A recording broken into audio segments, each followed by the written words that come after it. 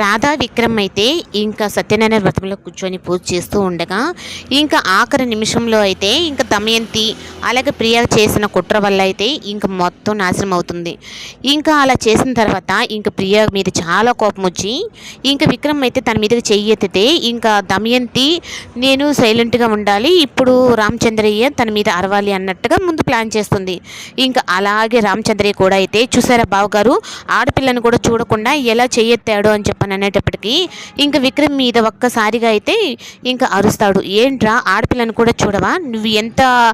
ఎంత police officer అయినా ఒక ఆడపిల్ల అని చెప్పనని చెయ్యెత్తుతావా అంటే తను ఏం చేసిందో మీకు తెలీదా మావయ్య అని చెప్పనంటే నువ్వు నన్ను అసలు మావయ్య అనే పిలవద్దు, నువ్వు అసలు నాకు ఏమవుతావని చెప్పనని అంటూ ఉంటే ఇంకా సునందకైతే కోపం వస్తుంది. ఏంటన్నయ్య ఇలా మాట్లాడుతున్నావు అంటే నా కొడుకు నిన్ను మావయ్య అని పిలవకూడదు అంటే అవును పిలవకూడదు, అయినా వీడు మాట తప్పిన వాడు,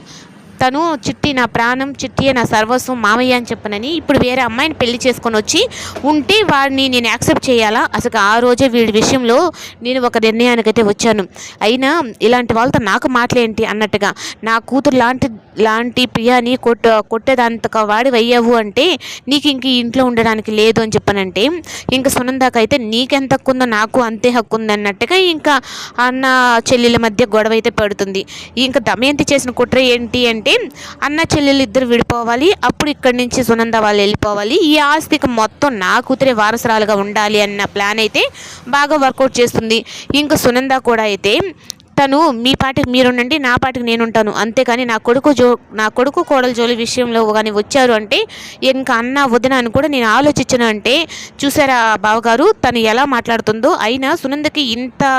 ధైర్యం ఎక్కడి నుంచి వచ్చింది?